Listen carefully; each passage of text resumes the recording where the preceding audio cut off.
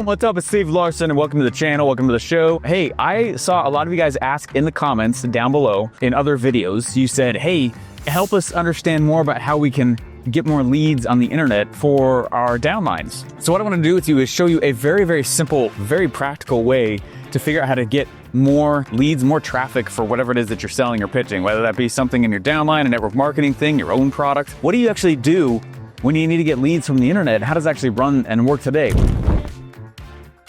One of my students, one of my clients a long time ago, they were obsessed over what exact time of the day you should make your post on Facebook for it to go be big. It's gotta be 3:37 in the afternoon.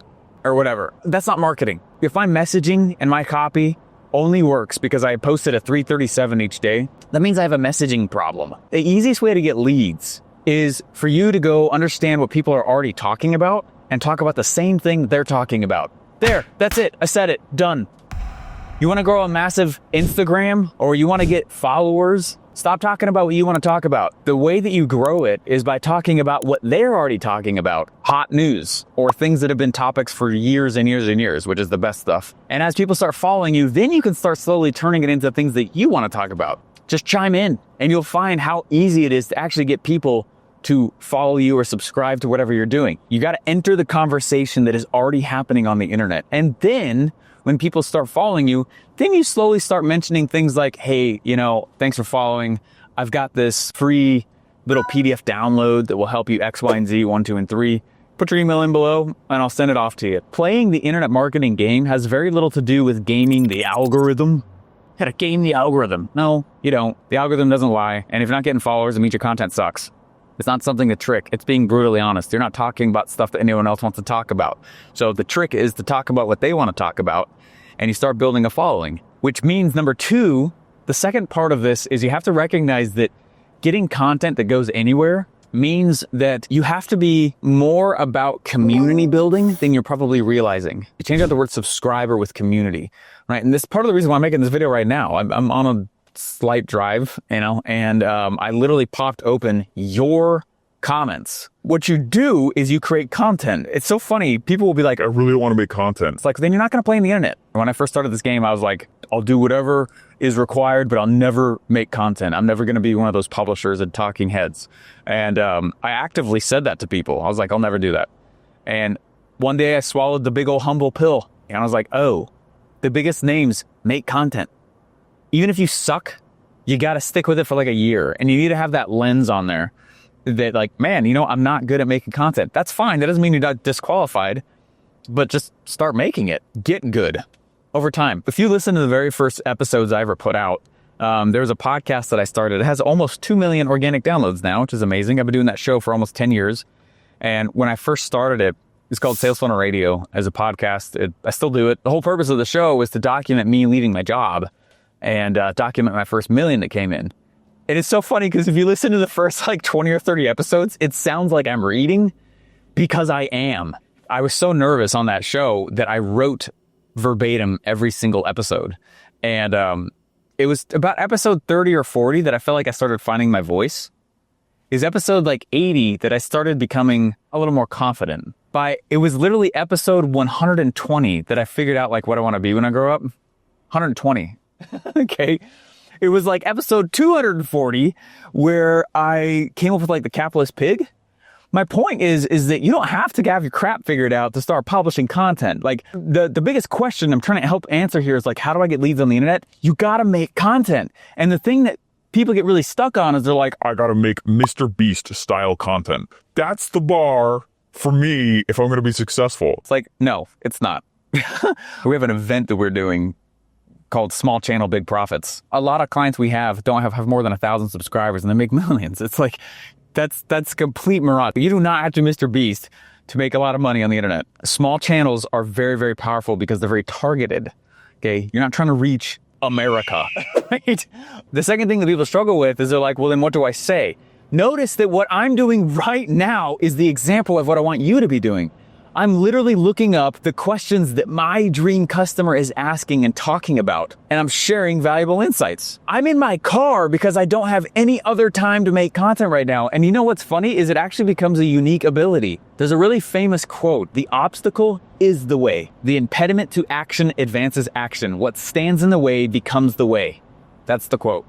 I don't have enough money. That's actually what's going to make you unique. I have enough time. That's exactly why people will take the time to tune into you. Whatever that thing is that is the perceived constraint in your life becomes the thing that makes you so unique that they listen to you versus Joe Schmo. Right? When I left my job, the reason why I got such a big following so fast is I left my job and I started a podcast and said, follow me while I document the ups and downs towards my first $1 million. That's what made me unique. The constraint becomes the hook. Steve, I'm not very good at talking on camera. Then your first episodes, what you do is you come out and you say, guys, I suck at talking on camera. I'm scared to death out of my mind. The reason I'm here is because I'm going to go after that goal and I want to document the journey as I go do it. And I know that I'm not good at this, so, feel free to beat me up in the comments, but I'm also just coming out super vulnerable because I'm actually in love with my mission. You come out with that level of calm, clarity, right? You come out with that level of confidence. The very thing that you think is keeping you back is the very thing that actually becomes your superpower. And it's not because it's a strength. It's because you're coming with vulnerable confidence. 20% of you make content. Most of you just consume mine and you never make your own. And then you always wonder why lead gen is so hard. It's not hard if you are making content. So what I encourage you to go do is I want you to take out like a piece of paper and draw a picture of like a calendar, with like 4 or 5 weeks, 7 days. And what I want you to do is I want you to just mark the days down that you'll put up some kind of content. And you're going to do it for the next year. I'm dead serious. All right.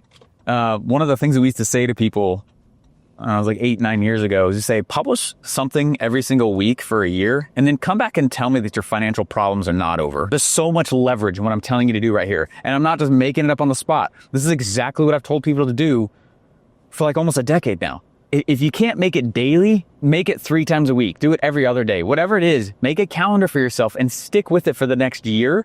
Not only will you be surprised at how easy lead gen is, and it's lead gen for your business or whatever. And half the problems that people are thinking about and literally inventing in the comments of my videos, you're going to notice how small and tiny and insignificant they are. The market does tend to find you. And all these people will start to corral around you. And you're like, holy crap, this is the audience that I can serve. And it's like, sweet. And this world gets a lot easier to actually win in. I said this in an event I was speaking at. There's like 400 people. And I told them, I was like, you know what, man? The audience doesn't even know you exist. This lady was like, how often do I need to be publishing? I was like, are you publishing at all right now? She goes, no. And I was like, no offense, but like, people don't even know you're alive. She goes, what do you mean? I was like, if you're not saying anything, if you're not making any noise at all, the internet is so big and so loud, no one knows you exist, right? That's your biggest problem.